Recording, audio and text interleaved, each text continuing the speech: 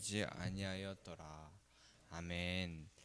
오늘도 하나님의 말씀 앞에 나오신 성도님들 주님의 이름으로 환영하고 축복합니다.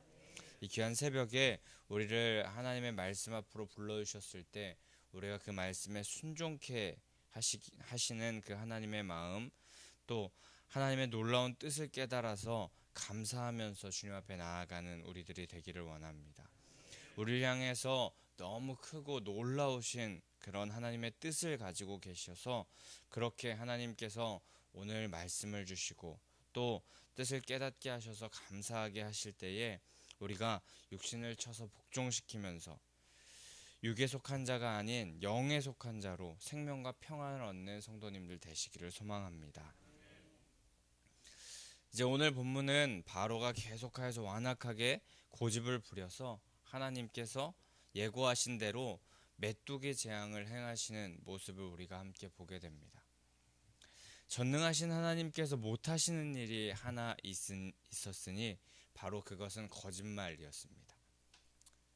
거짓이 없으신 하나님의 입에서 나온 그 하나님의 말씀은 모두 진실되고 반드시 이루어지는 것이었습니다. 그렇게 메뚜기 재앙이 말씀하신 대로 이루어지게 됩니다. 에이, 설마 하나님께서 그런 것까지 하시겠어? 이런 아주 무지한 생각은 우리가 절대 하지 말아야 할 것입니다. 말씀하셨다면 하나님의 말씀은 그대로 이루어집니다.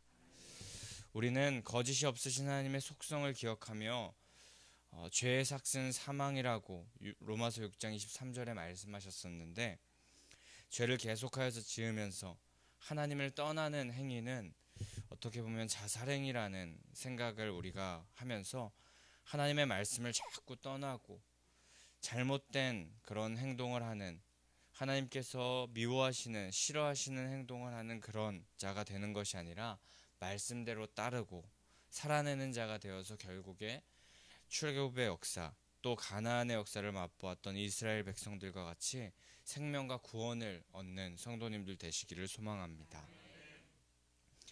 모세는 그렇게 하나님의 명령에 따라서 이제 그의 손을 내밀어 8번째 재앙이 실현됩니다. 하나님의 명대로 그가 지팡이를 든 손을 내밀자 하나님께서는 사막으로부터 불어오는 뜨거운 동풍을 일으키게 하시고 그로 말미암아서 가공할 만한 메뚜기 떼를 불러들이셨습니다. 19절은 재앙을 그치기 위하여서 그 메뚜기를 내보내신 그런 장면, 서풍을 불어서 그 메뚜기를 내보내신 장면 또한 증거하는데, 이 말씀으로 정말 메뚜기 떼가 들이닥쳤었고 말씀대로 되는 역사가 일어났음을 우리는 보게 됩니다.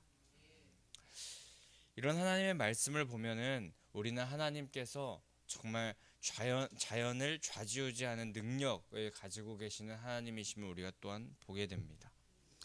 하나님은 메뚜기들을 사막의 동풍으로부터 불러들이시는 분이기도 하고 바다로부터 불어오는 시원한 서풍으로부터 다시 내쫓아서 거두어 가실 수도 있는 분이심을 우리가 보게 됩니다. 하나님은 동풍, 서풍, 또 그것과 동시에 남풍, 북풍 가리지 않고 또 메뚜기 떼까지 일으키시는, 그리고 그것을 거두어 가실 수도 있으시는 천지 만물을 주관하시는 분이십니다. 하나님은 천지를 지으셨을 뿐만 아니라 그것을 지금도 다스리고 계시면서 좌지우지 하실 수 있는 분이십니다. 우리는 그런 하나님을 믿고 있는 것입니다. 하지만 이런 전능하신 하나님을 두 눈으로 똑똑히 보았음에도 애굽 사람들은 이 천지 만물을 주관하시는 하나님께 소망을 두지 않았습니다. 그들은 땅에 소망을 두었고 이 다음 재앙에도 여전히 고집부리면서 자기 자신에게 소망을 두고 있었습니다. 그렇게 우상과 잘못된 소망이 없는 자신에게 그 소망을 두고 살아가느라 정작 소망이신 하나님을 온전히 바라보지 못하고 오히려 자신들의 소망을 거두어 가시는 분이 하나님으로 생각하고 있었습니다. 허나 우리가 분명히 알아야 할 것, 우리가 소망이신 하나님을 바라보지 않았을 때 하나님께서는 우리를 향하여서 다른 것을 소망하는 모습을 보면서 그 모습을 통하여서 질투하시는 분이라는 것을 우리가 기억하기 원합니다. 하나님은 자신 외에 다른 것에 소망을 두고 있으면 그것을 제하여 버리십니다. 오직 생명은 하나님께 있기 때문에 하나님께서는 그 생명이신 하나님을 맛보고 소망을 품고 살아가기를 원하셔서 그렇게 행하시는 것입니다. 하나님 외에 다른 것들은 우리를 하나님으로부터 멀어지게 만들 뿐만 아니라 우리의 생명을 빼앗게 하는 주범이 되는 것입니다. 그런데 사도 바울은 오직 생명이 하나님께로부터 있다는 것을 깨닫고 그 마음에 계속하여서 소망을 가짐으로 빌립보서 3장 8절부터 이런 고백을 하였는데, 모든 것을 해로 여김은 내 주 예수를 아는 지식이 가장 고상하기 때문이라. 내가 그를 위하여 모든 것을 잃어버리고 배설물로 여김은 그리스도를 얻고 그 안에서 발견되려 함이니 라고 그렇게 선언합니다. 바울은 이 말씀과 같이 오직 생명은 하나님께 있고 소망은 주님께만 있음을 기억하면서 그 외에 다른 것은 배설물과 같이 여긴다고, 오물과 같이 여긴다고, 사랑하지 않는다고, 의지하지 않는다고 말하고 있습니다. 우리도 다른 것에 소망을 두는 것, 그것은 배설물을 사랑하는 그런 행위, 죽음으로 가는 길, 하나님께서도 싫어하시는 그런 행위임을 기억하면서 우리가 어리석은 곳, 하나님이 아닌 곳에 소망을 두지 않기를 원합니다. 진정 하나님 안에 진정 자유와 소망, 평안, 만족이 있고 그런 자가 진정 부활의 생명을 얻고 표대를 향하여 달려나가면서 상 받을 수 있는 자임을 우리가 기억하면서 이것을 명심하여 하나님께 소망을 두는 자, 정말 전능하신 하나님을 붙잡는 자 되어야 할 것입니다. 그 후에 14, 15절에서 공의의 하나님으로부터 시작된 메뚜기 재앙은 이제 땅에 소망을 두었던 애굽 사람들의 남은 소망을 모두 꺾어버렸음을 우리가 보게 됩니다. 사무엘상 2장 6절에 여호와는 죽이기도 하시고 살리기도 하시며 스올에 내리게도 하시고 거기에서 올리기도 하시는도다 라고 하신 것처럼 그 모든 권세가 하나님께 있었습니다. 애굽이 잘 살게 되었던 것, 그리고 또 지금 죽게 되는 순간에 이른 것, 모두 하나님께서 하나님의 뜻 안에 또 하나님께서 하신 일이었습니다. 하지만 하나님께서는 죽이기도 하시고 또 스올에 내리게도 하시는 그런 모습을 보이시지만 결국에 하나님의 참뜻은 죽이시려는 것이 아니라 살리시려는 것이었습니다. 결국에 살리기 원하시는 생명과 사랑이 충만하신 분이 우리 하나님이신 것이었습니다. 그 하나님은 애굽 사람들이 먹을 것이 없이 가난하게 되기를 또 그렇게 굶어 죽게 되기를 바라시는 분은 아니셨습니다. 하나님의 본심은 바로를 포함한 애굽 사람들이 하나님의 권위를 인정하고 또 10장 2절에 하나님임을 알리라 이렇게 그것이 하나님의 목적이었다는 것을 우리가 보았던 것처럼 하나님과 인격적인 교제, 그렇게 하나님을 알게 되는 풍성한 그 하나님과의 그 정말 깊은 사랑의 교제, 그 알므로 초대하면서 하나님 안에 머물게 하고 싶으셨던 것입니다.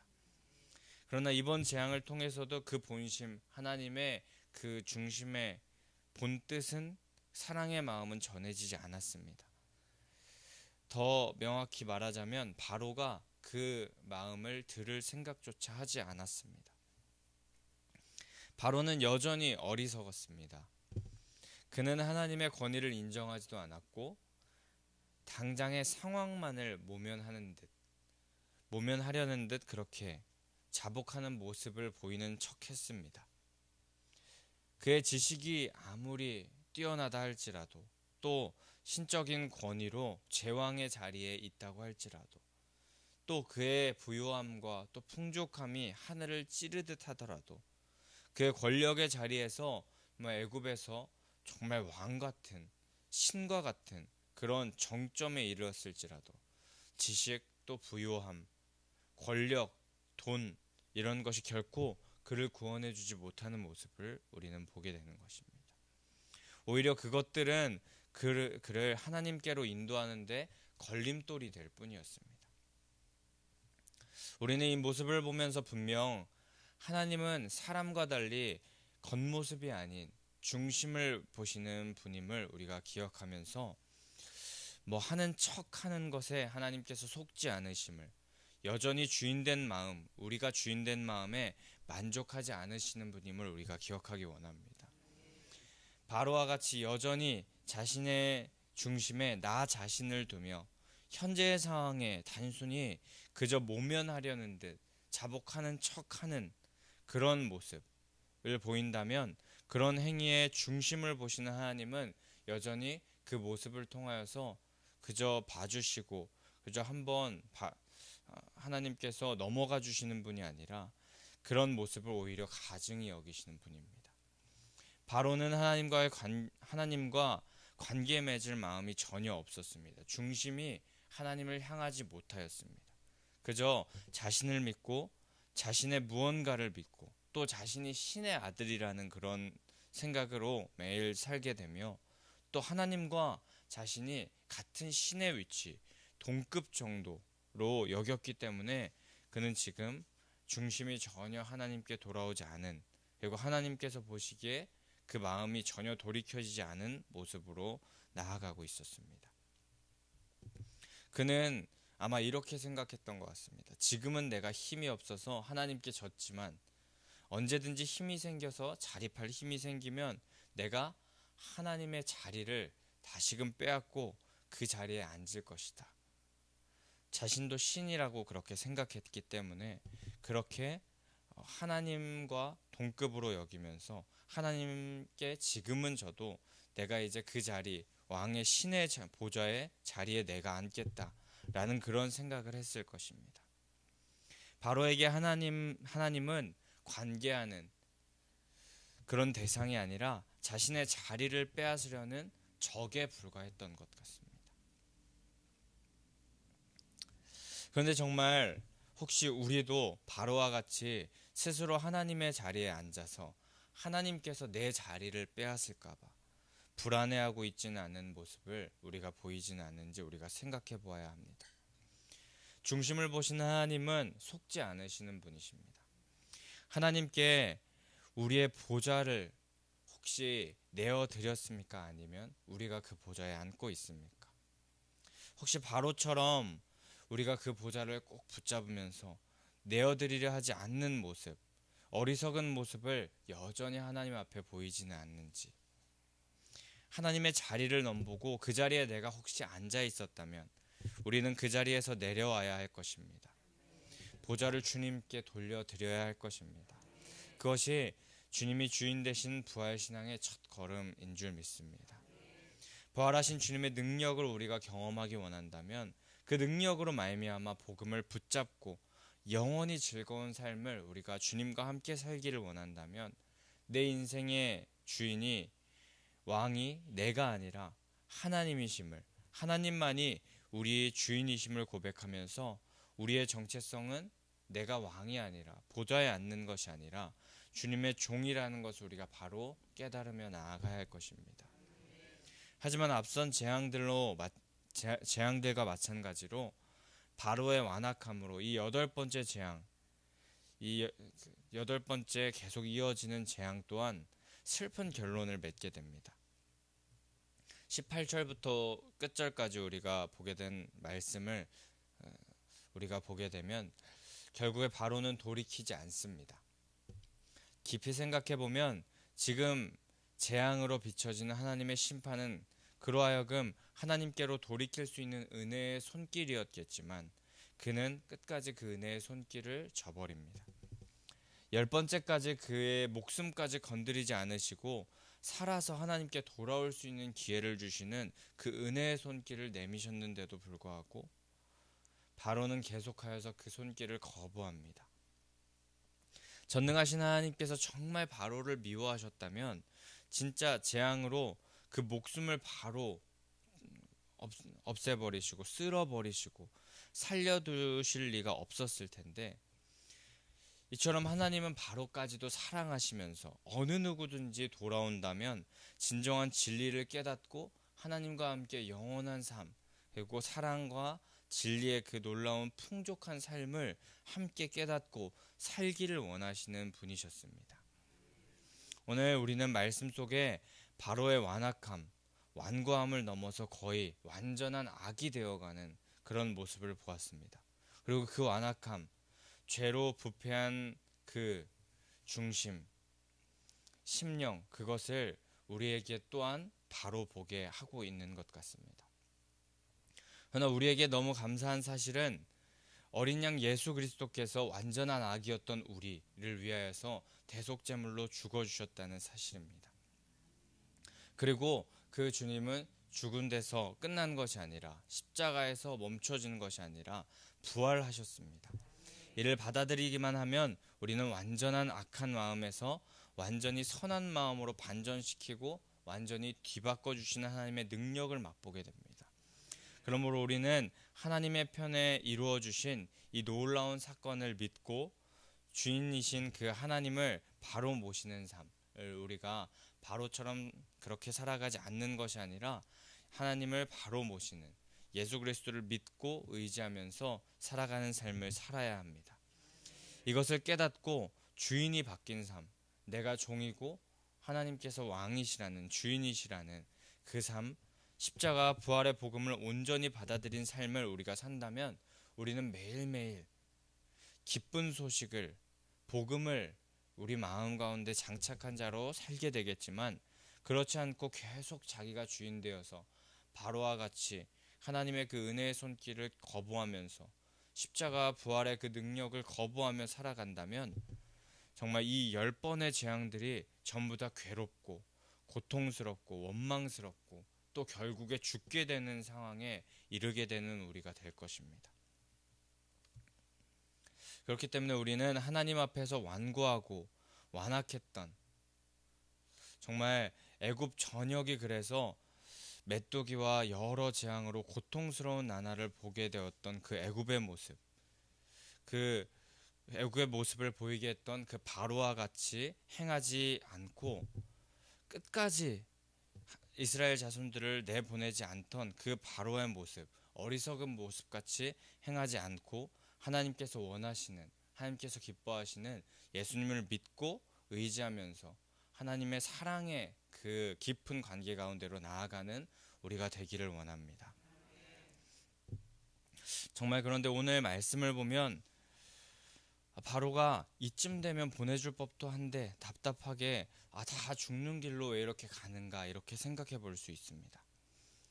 하지만 그 답답하고 또 이쯤 되면 보내줄 법도 한데 왜 또 이쯤 되면 하나님께 보좌를 내어 드릴 법도 한데 라는 생각을 우리가 하게 되는데, 우리들이 정작 이 바로와 같은 모습을 보이고 있지 않은지 항상 생각해야 할 것입니다. 오늘 바로도 분명히 16절에 자신의 죄를 고백하는 모습을 보이면서 간구하지만 눈앞에 어려움과 문제가 사라지게 되었을 때 다시 20절에 보면 완악해지는 모습을 보게 됩니다. 누군가는 이렇게 말했다고 합니다. 그리스도인이 기도하고 신앙생활할 때 그들은 바닥에서 시작하여서 기도하지만 신앙생활하지만 결국에 그들의 목표는 하늘 끝까지 가는 것을 목표로 한다고 말했다고 합니다. 여기서 아멘을 하면 안 되셨습니다. 네, 그 하늘 끝까지 가는 것을 풀어서 이야기하자면은 원하는 것, 눈에 보이는 것, 내가 갖고 싶은 것, 무언가를 갖게 되는 것이었는데 세상에서 얻을 수 있는 부귀영화, 명예와 힘과 같은 것을 그렇게 결국에 쫓게 되는 그런 인생이라고 그렇게 신앙생활을 좀 비꼬듯이 말했었는데, 결국 내가 원하는 것을 위하여서 기도하고 신앙생활을 한다는 것입니다. 이런 신앙생활은 바로와 같은 결과를 낳을 수밖에 없습니다. 그 목표를 쟁취하면 그것으로 다시 교만해지고 또 완악해질 것입니다. 그렇게 우리는 바로와 같은 완악함, 죄악에서 돌이킬 수 있도록 17절과 같이 죽음만은 내게서 떠나게 해달라라고 그렇게 바로와 같이 문제 해결만을 위하여서 기도하는 모습을 보이는 것이 아니라 그 순간 완악함과 또 완고한 죄악을 깨달았을 때 죽이시고 살리시는 것은 하나님의 손에 있지만 제가 말씀, 명령에는 순종하지 않고 그것을 깨닫지 못했습니다. 하나님의 말씀을 경솔히 여긴 죄를 용서하시고 저를 말씀대로 살아가는 자로 변화시켜 주시옵소서. 이렇게 회개하고 결단하는 기도가 먼저 되는 우리가 되기를 원합니다. 그러면은 그 이외의 모든 것, 하나님께서 그런 것은 구하기도 전에 오늘 메뚜기 재앙을 없애달라고 그렇게 바로가 구했는데, 만약에 그렇게 구하지 않고 방금 말씀드렸던 것처럼 회개하고 말씀대로 살겠다고 결단하며 나아가면 하나님께서는 구하기도 전에 우리에게 눈에 보이는 것들, 필요한 것들은 다 허락해 주실 줄 믿습니다. 오늘 메뚜기 재앙의 모습을 통하여서 이 재앙을 대하는 바로의 모습을 통하여서 우리를 바라보게 하시고 우리도 바로와 같은 완고하고 완악한 모습이 있다는 것 하나님께서 깨닫게 하실 때 겸손한 마음으로 자기를 부인하고 우리가 붙잡고 있던, 내가 앉으려고 노력했던 그런 보좌에서 내려와서 중심을 보시는 하나님 앞에 회개하고 순종을 결단하는 우리들 되기를 간절히 소망합니다. 멸망의 선봉에 서는 자가 우리가 되는 것이 아니라 승리와 평강의 길잡이가 되는 성도님들 되시기를 소망합니다. 우리 그래서 이 땅 가운데서 가장 낮은 곳에서 기도해서 결국에 내가 원하는 것만 구하려는 신앙생활 하는 것이 아니라 가장 낮은 곳에서 기도해서 하나님과 하나가 되는 자리로 나아가는 성도님들 되시기를 간절히 소망하고 축복합니다. 우리 그럼 이 시간에 함께 259장